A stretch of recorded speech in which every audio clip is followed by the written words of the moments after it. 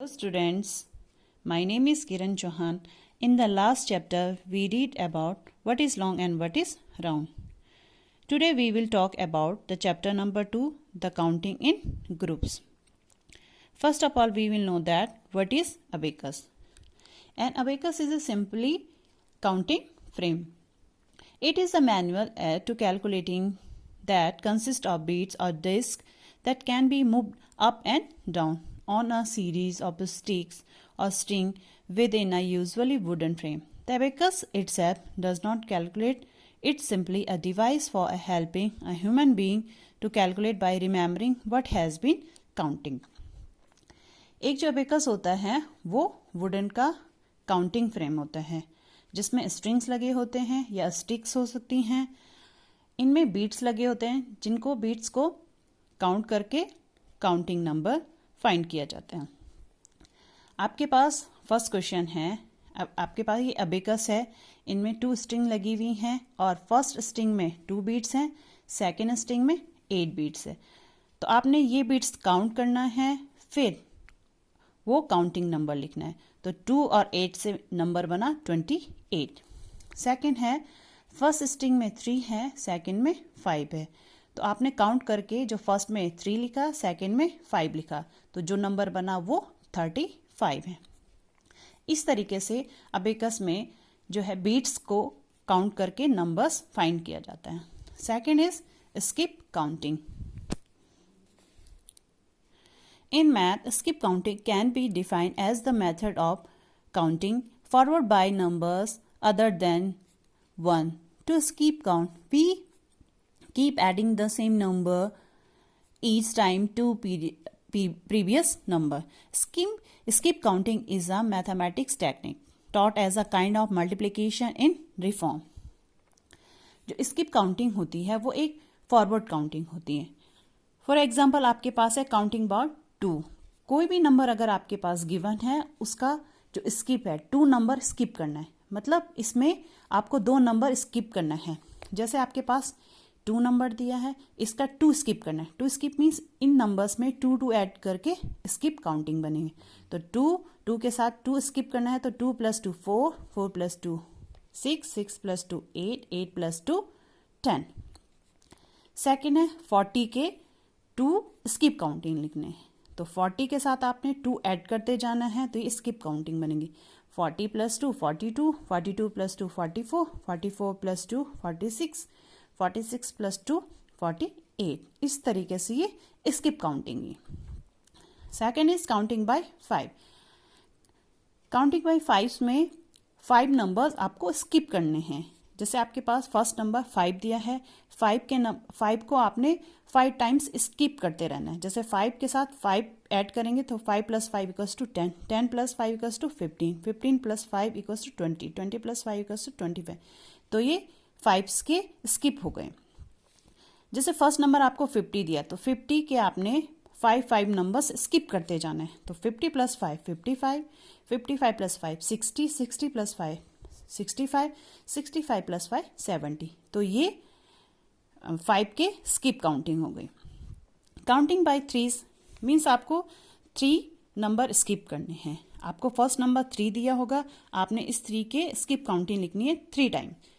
तो 3 + 3 6, 6 + 3 9, 9 + 3 12, 12 + 3 15. तो ये स्किप काउंटिंग हो गई 3 की.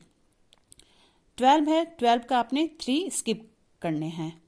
तो 12 + 3 15, 15 + 3 18, 18 + 3 21, 21 + 3 24.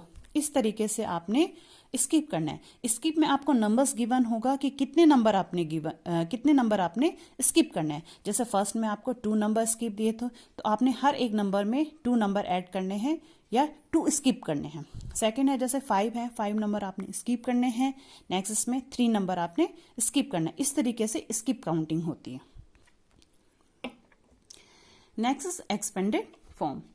Expanded form of expanded notation is a way of writing number to see the math value of individual digit when numbers are separated into individual place value and decimal places, then can also form a mathematical expression.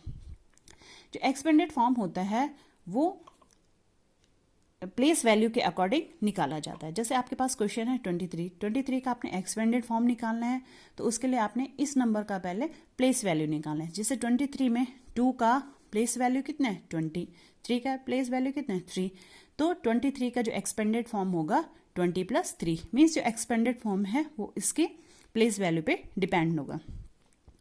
Second है 55 का expanded form होगा 50 + 5, क्योंकि 50 जो है वो 5 का place value है और जो ये 5 है वो वंस वाले 5 का प्लेस वैल्यू है। नेक्स्ट इज 17 का जो एक्सपेंडेड फॉर्म है 10 + 7, 68 का है 60 + 8, 96 का है 90 + 6 एंड 42 का है 40 + 2। इस तरीके से एक्सपेंडेड फॉर्म, जो एक्सपेंडेड फॉर्म होता है वो प्लेस वैल्यू पे डिपेंड होता है। Next is greatest and smallest number. Greatest and smallest number में आपको गिवन नंबर होंगे, उन नंबर में आपने कंपेयर करना है कौन नंबर ग्रेटर है। जो नंबर ग्रेटर होगा या बड़ा होगा वही नंबर ग्रेटेस्ट होगा, जो सबसे स्मॉल नंबर होगा वो नंबर स्मॉलेस्ट नंबर होगा। इनमें वो 3 नंबर्स भी दे सकते हैं, 4 नंबर्स हैं, बहुत से नंबर, कुछ भी इसमें आपने कंपेयर करना है, फिर आपको फाइंड करना है। फॉर एग्जाम्पल आपके पास 16 है, 6 है, 11, 3 नंबर्स दिए हैं, इनमें आपको फाइंड करना है ग्रेटर नंबर।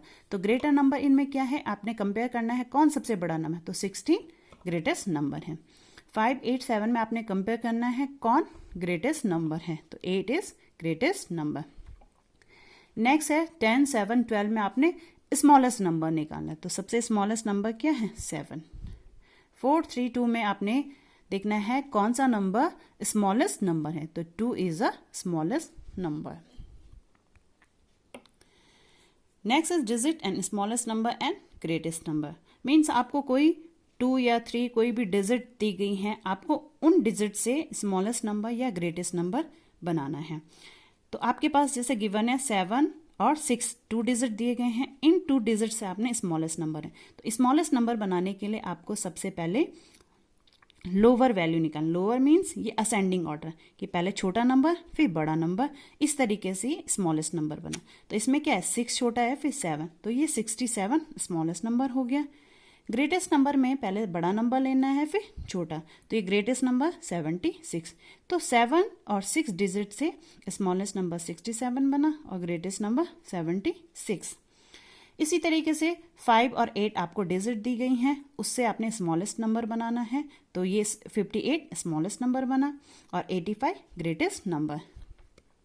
नेक्स्ट इज 1 और 2 डिजिट दिए गए हैं, इससे स्मॉलेस्ट नंबर बनाना है, तो स्मॉलेस्ट 12 बना और ग्रेटेस्ट 21।